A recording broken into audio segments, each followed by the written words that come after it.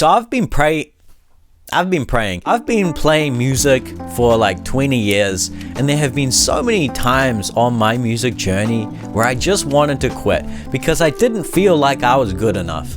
Even though I was practicing, I was putting in the work, my skills just didn't map up to those epic, legendary musicians I was seeing on Instagram and YouTube. There have been 6 truths about music, or 6 lessons that I learned that saved my music journey.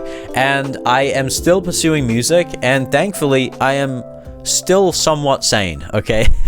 The first lesson is that you don't need to be a virtuoso to become a great musician. I feel like there's a lot of emphasis on virtuosic ability, and it puts a lot of pressure on us, especially if we only started practicing music a little bit later. Some of these incredible players, they started practicing when they were like 6 years old or something.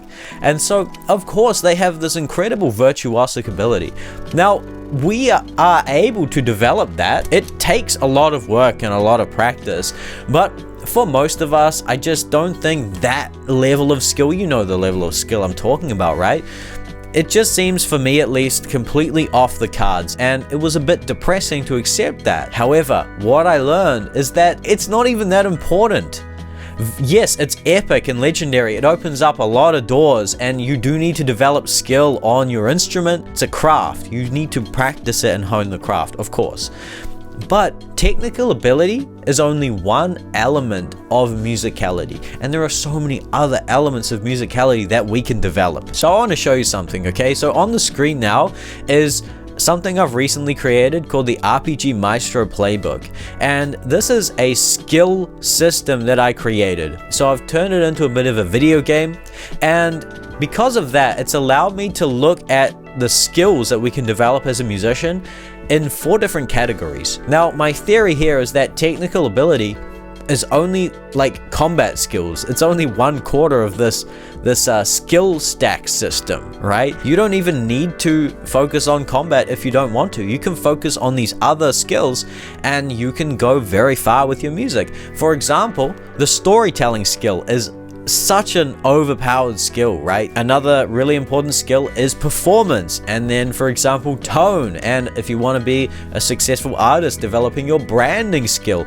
developing your networking skill. I mean, as you can see here, there are so many different skills that we can develop, and technical ability are just combat skills, right? You know, dexterity, rudiments, strength, these kinds of things on your instrument. That's only 1/4 of this skill system. So I actually created this because I wanted to see music in a new way, and creating this system gave me a lot of encouragement. So it's kind of like a gamified system, right? It's called RPG Maestro. You can explore all of these different skill tabs, and there are ways that you can actually level up your skills. I've created a full guide for them, things like this. If you're interested in checking out this playbook, you can get access in the free community. So join the free community. It'll be the top link in the description, and I'll see you over there. Okay, the second lesson is that, what is it? The instrument isn't the magic. You are the magic. I know, poetic, right? I always believed that my instrument, the piano, the keyboard, was where the music and the magic was. So I spent a lot of time training my combat skills on my instrument, the piano and the keyboard. But at a certain age, I learned the truth that actually the instrument doesn't have the magic or the music. It's literally us. We have that magic inside, and we can develop it inside ourselves. And so what I learned is that a lot of developing as a musician, a lot of building your musicality, is actually done away from your instrument. Listening to music more, training your ear, developing your taste, you know, developing a sense of rhythm. And also a lot of music is living an interesting life, right? Engaging in your different interests, having great experiences, meeting people, engaging in other things, you know, not being so obsessed with music, but living a broader, richer life. I feel like that gives you a lot of inspiration and inputs from all of these different other areas that you can kind of pour into your music and into your craft. For my music, this did a lot. It just made music more of this magical thing for me that wasn't so much of a grind, and I could start to explore more of myself and more of my own sound with my music. The third lesson is that progress feels slow until it isn't. Sometimes you can be practicing for days, weeks, months, and even years at a time, and it feels like you're not making any progress, right? But then suddenly one day you're just gonna sit at your instrument and you're gonna be like an elite player for the duration of like one day or like 1 week. And you want to capitalize on those times and enjoy them when they come. But most of the time on your music journey, it's gonna feel like you don't make any progress. This is just a truth. And when I accepted this truth and realized that this is how the path of mastery is, it gave me a lot of peace. I just felt more at ease with my progress and accepted that, oh, it's all good. Music is just a lifelong journey, and one day I'm gonna reach that epic skill level, and thankfully we've got our whole lifetime to develop our skills with music, so that's awesome. The fourth lesson is that my memory is terrible today. Playing alone is great, but playing with others is life-changing. There's this idea in today's music industry that it's kind of like you can do it alone if you want to. The bedroom producer is a thing, so we can become producers in our bedroom, and that's awesome. You can definitely do that if you want to, but I think it's just, playing music with others is just so much more fun. Like, why wouldn't you play music with others, right? I mean, at some point as a solo bedroom producer, you're gonna need a team. Find musical friends, find people to walk the path with, because it makes it a lot more fun. It makes it a lot more enjoyable, and yeah, it's life-changing. Honestly, the people you meet, the experiences that you have with others, it's genuinely life-changing, or it has been for me, honestly. So I'm really grateful for that. The fifth lesson is that the journey is the reward. A lot of the time, I don't know about you, but for me, I sometimes get caught up and lost in what I'm trying to achieve in any current season of my life. Like, I'll look at my current skill level and I'm like, I'm not good enough. Maybe in a couple of years, if I practice 4 hours a day, I'm gonna be really good at music and everything's gonna be fine. But I was saying that 4 years ago, and so why am I not happy with where I am today? What I've achieved today, my current skill set, the band that I'm in, honestly, myself like 5 years ago was dreaming about where I am today. But guess where I am today? I'm dreaming about where I'm going to be in 5 years.